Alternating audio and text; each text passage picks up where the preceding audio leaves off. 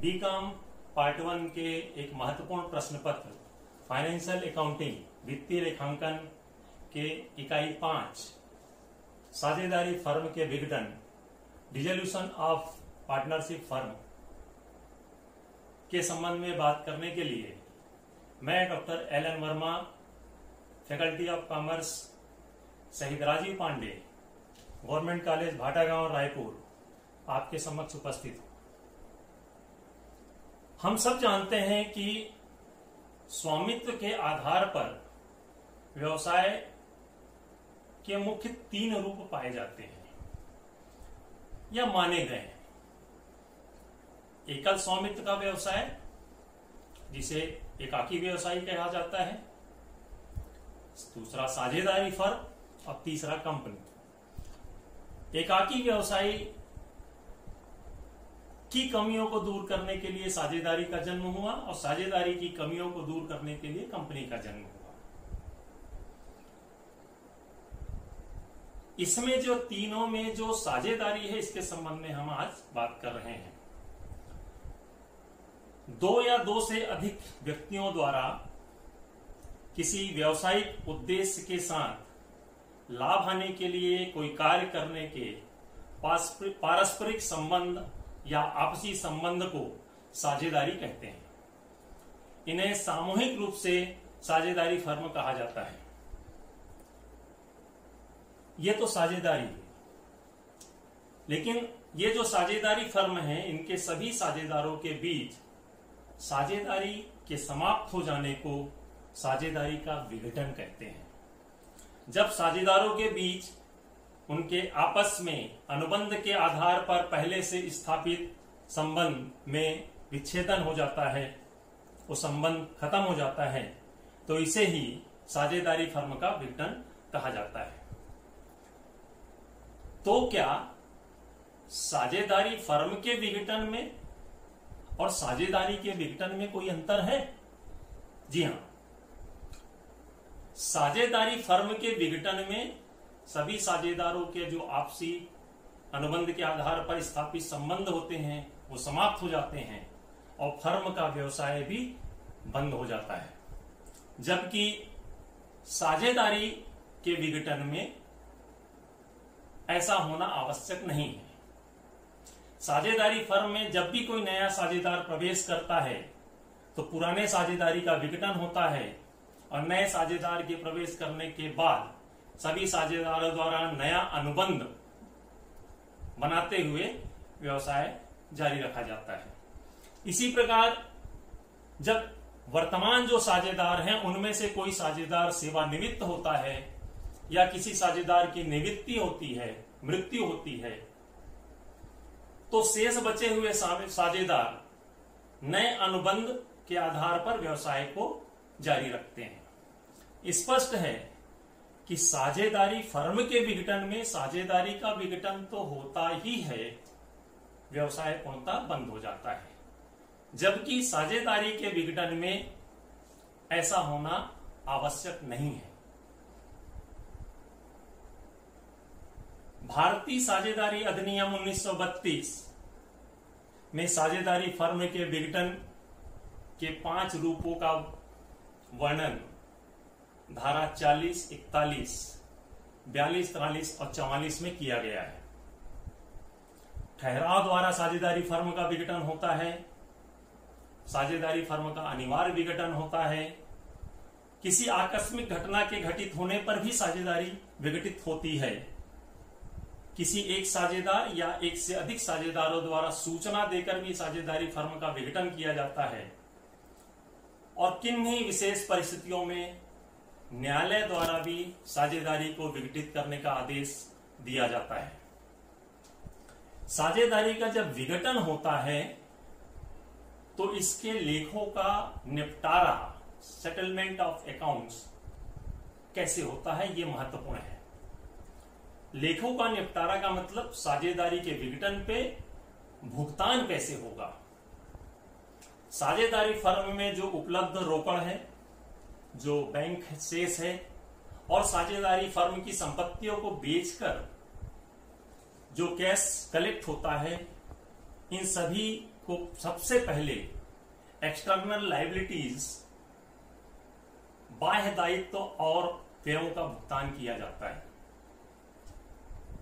बाह्य दायित्व और व्ययों के भुगतान के बाद अगर राशि कोई बचती है तो साझेदारों द्वारा या किसी साझेदार द्वारा दिए गए फर्म के ऋण का आनुपातिक प्रोपोर्शनेट भुगतान किया जाता है। जब साझेदारों के ऋणों का पूर्ण भुगतान हो जाता है, उसके बाद भी फर्म के पास कोई राशि बचती है, तब फिर साझेदारों के पूंजी का आनुपातिक भुगतान किया जाता है। साझेदारों की पूंजी का पूर्ण भुगतान के बाद भी अगर फर्म के पास कोई राशि बचती है, ऐसा बहुत कम होता है, लेकिन अगर ऐसा होता है तो फिर वह शेष जो अधिक की राशि बची रहती है वह साझेदारों के बीच में उनके प्रॉफिट शेयरिंग रेशियो में बांट दी जाती है। तो इस प्रकार साझेदारी के विघटन पे लेखों का निपटारा किया जाता है। जब हम साझेदारी के विघटन का अध्ययन करते हैं तो अध्ययन में सरलता की दृष्टि से इसको 2 चरणों पे अध्ययन करते हैं। Number 1, all partners are solvent, जब सभी साझेदार शोधक्षम्य हो, कोई दिवालिया ना हुआ हो। और दूसरा, जब कोई एक साझेदार या एक से अधिक साझेदार या सभी साझेदार शोधक्षम्य न हो, सभी इंसॉल्वेंट, दिवालिया हो गए हों। जो साझेदारी के विघटन में जो प्रश्न आते हैं उनको हल करने का जो तरीका है उसको सरल करने के लिए हमने उसको 4 स्टेप्स पे डिवाइड किया है। Number 1, ending of balance sheet. कहना थोड़ा सा उचित नहीं है बैलेंस शीट का अंत करना, लेकिन ये हम केवल प्रॉब्लम को सॉल्व करने के लिए इस शब्द का उल्लेख कर रहे हैं। प्रश्न में आपको एक बैलेंस शीट दी जाएगी और कुछ सूचनाएं दी जाएंगी। अगर प्रश्न में बैलेंस शीट नहीं है तो उपलब्ध सूचनाओं के आधार पर आपको बैलेंस शीट बनाना है। तो ये जो प्रश्न में बैलेंस शीट दी गई है या आपने जो बैलेंस शीट बनाई है, इस बैलेंस शीट में जो भी आइटम्स जो दिख रहे हैं, जो भी अकाउंट्स दिख रहे हैं, ये सभी अकाउंट्स ओपन हैं। तो इन अकाउंट्स में कुछ नए अकाउंट्स में ट्रांसफर होंगे और कुछ अपने ही अकाउंट में ट्रांसफर होंगे। तो साझेदारी फर्म के विघटन के समय मुख्य रूप से जो अकाउंट्स बनाए जाते हैं उसमें नंबर 1 है वसूली या रोकीकरण लेखा, जिसे रियलाइजेशन अकाउंट कहते हैं। अगर साझेदारों का चालू खाता बैलेंस शीट में है तो वह ओपन होगा, साझेदारों का पूंजी खाता ओपन होगा, रोकड़ या बैंक खाता ये ओपन होगा। इसके अलावा अगर साझेदारों का कोई ऋण लेखा है तो वह भी हम ओपन कर सकते हैं। तो ये जो बैलेंस शीट है इसको इन खातों में ट्रांसफर किया जाएगा। साझेदारों का जो चालू खाते का शेष है, चाहे वो संपत्ति की ओर हो चाहे दायित्व की ओर हो, साझेदारों का जो पूंजी खाते का शेष है, चाहे वो संपत्ति की ओर हो या दायित्व की ओर हो, साझेदारों का जो ऋण लेखा है जो दायित्व की ओर ही होगा, या किसी साझेदार को दिया गया एडवांस का लेखा है जो कि संपत्ति पक्ष में होगा, और कैश और बैंक बैलेंस जो कि संपत्ति पक्ष में होगा, ये अपने खाते में शेष के रूप में दर्शित होंगे, दिखाए जाएंगे। चालू खाते का शेष चालू खाते में दिखेगा, पूंजी खाते का शेष पूंजी खाते में दिखेगा, साझेदारों के ऋण खाते का शेष साझेदारों के ऋण खाते में, और साझेदारों को अग्रिम लेखे का शेष साझेदारों को अग्रिम लेखे के में, और रोकड़ और बैंक खाते का शेष रोकड़ और बैंक खाते में शेष के रूप में दिखेगा। अगर संपत्ति पक्ष में किसी संपत्ति से संबंधित कोई प्रावधान है, जैसे कि अशोक ऋण के लिए प्रोविजन फॉर बैड डेब्ट है, तो यह नए बनाए हुए वसूली या रियलाइजेशन अकाउंट के क्रेडिट में हम ट्रांसफर कर देंगे। संपत्ति पक्ष में ही अगर लाभहानि खाते का शेष दिया है और प्रश्न में लाभहानि के संबंध में कोई समायोजन नहीं है, तो इस लाभहानि खाते के शेष को साझेदारों के चालू खाते में या चालू खाते के न होने पर हम पूंजी खाते में उनके प्रॉफिट शेयरिंग रेशियो में बांट देंगे। अब स्थिति विवरण के बैलेंस शीट के संपत्ति पक्ष में जो रिमेनिंग एसेट्स हैं, ये सभी शेष संपत्तियां वसूली लेखे के विकलन में ट्रांसफर हो जाएंगे और इस प्रकार संपत्ति पक्ष पूरा आपका खाली हो जाएगा। दायित्व पक्ष में जो बाह्य दायित्व है, एक्सटर्नल लायबिलिटीज हैं, जैसे कि क्रेडिटर्स है, बैंक लोन है, ये वसूली लेखे के क्रेडिट साइड में हम ट्रांसफर करते हैं। साझेदारों का जो करेंट अकाउंट का बैलेंस दिख रहा है लायबिलिटी साइड में, ये करेंट अकाउंट में आ चुका है शेष के रूप में।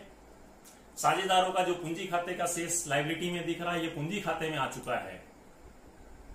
अब कोई सामान्य संचय या लाभ हानि खाते के रूप में अगर कोई शेष दायित्व पक्ष में दिख रहा है, तो यह भी साझेदारों के प्रॉफिट शेयरिंग रेशियो लाभालाभ अनुपात में उनके चालू खाते में और चालू खाते के न होने पर उनके पूंजी खाते में ट्रांसफर होगा।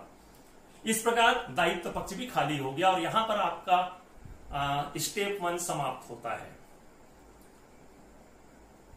Step 2, realisation of assets and payment to liabilities with realisation expenditure. संपत्तियों का विक्रय और दायित्वों का व्यय सहित भुगतान, यह दूसरा स्टेप है। तो संपत्तियां जो बेची जाएंगी वो रियलाइजेशन के क्रेडिट में, अगर नगद है तो रोकड़ लेखा, बैंक के द्वारा है तो बैंक लेखा, और अगर कोई साझेदार टेक ओवर किसी संपत्ति को करता है तो उसका करेंट या कैपिटल अकाउंट प्रभावित करेंगे और ये पूरी एंट्री रियलाइजेशन के क्रेडिट साइड में की जाएगी। इस प्रकार संपत्तियों की वसूली होगी। दायित्वों का व्यय सहित भुगतान रियलाइजेशन के डेबिट साइड में दिखाया जाएगा। अगर नगद है तो रोक लेखा, बैंक के द्वारा है तो बैंक लेखा, और अगर किसी दायित्व को भुगतान करने का दायित्व कोई साझेदार लेता है तो उसका चालू या पूंजी खाता प्रभावित करेंगे। ये पूरी एंट्री रियलाइजेशन के डेबिट साइड में आएगी और इस प्रकार आपके दायित्वों का भुगतान हो जाता है। आपने अलग से साझेदारों का ऋण लेखा जो खोला है, अगर उसको भुगतान करना है तो उसको आप बैंक खाते से बाहर भुगतान कर सकते हैं। तो चूंकि ऋण खाता है, लायबिलिटी है, इसलिए ऋण लेखे का क्रेडिट में शेष ले गए हैं आप, तो उसके डेबिट में बैंक खाते और बैंक खाते के क्रेडिट में आप लोन अकाउंट करके उसको वहीं पे पेमेंट कर सकते हैं। यहां पर आपका सेकंड स्टेप संपत्तियों का विक्रय और दायित्वों का व्यय सहित भुगतान ये कंप्लीट होता है। तीसरे स्टेप पे आते हैं। जो हमने रियलाइजेशन अकाउंट बनाया है, इसका जो भी बैलेंस आ रहा है, चाहे वो डेबिट बैलेंस हो, चाहे क्रेडिट बैलेंस हो, लाभ हो या हानि हो, ये प्रॉफिट शेयरिंग रेशियो में लाभालाभ अनुपात में साझेदारों के चालू खाते में, चालू खाता नहीं है तो साझेदारों के पूंजी खाते में ट्रांसफर किया जाएगा। और इस प्रकार जो आपने वसूली लेखा या रोकीकरण लेखा, रियलाइजेशन अकाउंट जो खोला है, यह क्लोज हो जाएगा। इसका ट्रांसफर, इसके बैलेंस का ट्रांसफर पूंजी खाते या चालू खाते में आपने कर दिया है। यहां पर तीसरा स्टेप आपका खत्म होता है और फिर आता है अंतिम स्टेप कि आपके पास अब 3 खाते हैं। साझेदारों का चालू खाता हम है ये मान के चलते हैं, नंबर 2 साझेदारों का पूंजी खाता और नंबर 3 रोकड़ या बैंक खाता। तो चौथे स्टेप में आपके चालू खाते के शेष को साझेदारों के पूंजी खाते में ट्रांसफर करेंगे तो साझेदारों का चालू खाता बंद हो जाएगा और साझेदारों के पूंजी खाते के शेष को आप रोकड़ खाते में ट्रांसफर करेंगे या बैंक खाते में ट्रांसफर करेंगे तो साझेदारों का पूंजी खाता बंद हो जाएगा। और जैसे ही पूंजी खाता बंद होता है तो आप देखेंगे इस ट्रांसफर एंट्री के बाद रोकड़ या बैंक खाता ऑटोमेटिक बंद हो जाता है। इस प्रकार जैसे होने के पहले कोई खाता नहीं खुला था, उसी प्रकार फर्म के विघटन के बाद, ये सेटलमेंट करने के बाद साझेदारी फर्म में कोई भी खाता ओपन नहीं रहेगा, सभी खाते नियमानुसार बंद हो जाएंगे। अभी तक देखा है कि साझेदारी के विघटन में जो प्रश्न रहते हैं उसको सॉल्व किन चरणों में किया जाता है। प्रश्नों को सॉल्व करने के 4 स्टेप हमने देखे हैं, लेकिन कुछ इंपॉर्टेंट पॉइंट्स हैं, कुछ महत्वपूर्ण बिंदु हैं जिन पर हमारा ध्यान जाना ही चाहिए। नंबर 1, यदि किसी संपत्ति का प्रश्न में यदि किसी संपत्ति का विक्रय मूल्य नहीं दिया है तो उसके बुक वैल्यू को, पुस्तक मूल्य को ही उसका विक्रय मूल्य मान लिया जाता है। नंबर 2, यदि गुडविल ख्याति के संबंध में उसके सेलिंग प्राइस विक्रय मूल्य के संबंध में कोई सूचना नहीं है तो ख्याति का विक्रय मूल्य 0 माना जाएगा। नंबर 3, यदि एक्सटर्नल लायबिलिटीज को भुगतान की गई राशि प्रश्न में नहीं दी गई है तो उनका भी बुक वैल्यू, पुस्तक वैल्यू को ही भुगतान की राशि माना जाता है। नंबर 4, जनरल रिजर्व, सामान्य संचय और लाभानी खाते का शेष साझेदारों के मध्य में उनके प्रॉफिट शेयरिंग रेशियो, लाभालाभ अनुपात में बांटा जाता है। नंबर 5, यदि लाभानी खाते का शेष दिया है और उसके बाद भी कोई संबंधित समायोजन छूट गया है जिसके संबंध में प्रश्न में निर्देश है, तो लाभानी खाते के शेष को साझेदारों के मध्य बांटने के पहले समायोजन किया जाएगा और यह समायोजन लाभानी नियोजन खाता खोलकर किया जाएगा। इस समायोजन करने के बाद लाभानी नियोजन खाते के शेष को साझेदारों के मध्य उनके लाभालाभ अनुपात में वितरित किया जाएगा। विशेष प्रकार के कुछ कोष हो सकते हैं जो बाहरी दायित्व से संबंधित नहीं हैं बल्कि संपत्तियों से संबंधित होते हैं, जैसे कि प्रोविजन फॉर बैड डेब्ट, अशुद्ध ऋण के लिए प्रावधान। तो ऐसे कोषों का भुगतान नहीं होता है। नेक्स्ट है, कुछ ऐसे विशेष प्रकार के कोष हो सकते हैं जो एक्सटर्नल लायबिलिटीज को प्रकट करते हैं, जैसे कि एम्प्लॉइज प्रोविडेंट फंड, कर्मचारी भविष्य निधि, एम्प्लॉय इंश्योरेंस फंड, कर्मचारी बीमा कोष। तो ऐसे कोषों का भुगतान अन्य दायित्व के समान किया जाता है। नंबर 8, वसूली लेखा या रोकीकरण लेखा, रियलाइजेशन अकाउंट का जो बैलेंस है, लाभ हो या हानि हो, वह साझेदारों के मध्य में उनके प्रॉफिट शेयरिंग रेशियो, लाभालाभ अनुपात में वितरित किया जाता है। अगर कोई सूचना नहीं है प्रश्न में और किसी साझेदार के पूंजी खाते का डेबिट बैलेंस आता है, दिवालियापन की स्थिति को छोड़कर जिस साझेदार के पूंजी खाते का डेबिट बैलेंस आया है, विकलन शेष आया है, उस साझेदार द्वारा उस पूंजी की कमी की राशि फर्म में लाई जाएगी।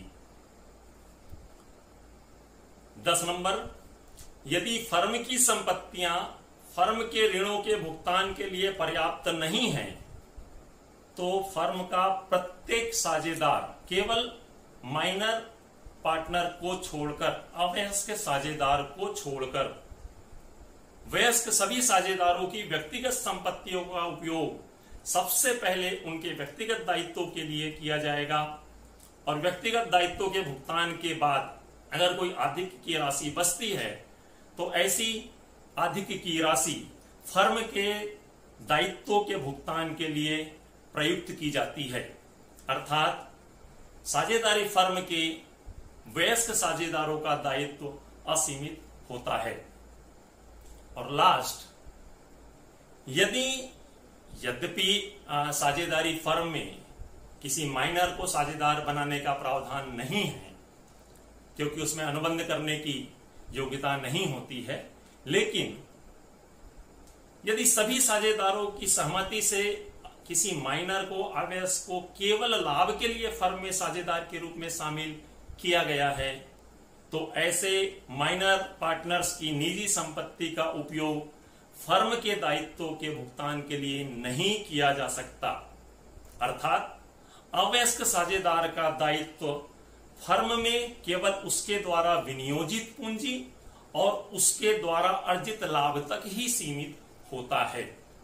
तो साझेदारी फर्म में वयस्क साझेदारों का जो दायित्व है वो असीमित होता है और अवयस्क साझेदार अगर है तो उसका दायित्व उसके द्वारा लगाई गई पूंजी और अर्जित प्रॉफिट्स तक ही सीमित होता है। तो इन महत्वपूर्ण बिंदुओं को प्रश्न हल करने के समय ध्यान देना है। साझेदारी के विघटन के संबंध में पूरे चैप्टर को मैंने 15 पार्ट में डिवाइड किया है, जिसका पहला पार्ट ये प्रस्तुत है। इस पार्ट में हमने देखा साझेदारी क्या है, साझेदारी का विघटन क्या है, साझेदारी के विघटन के रूप कितने होते हैं,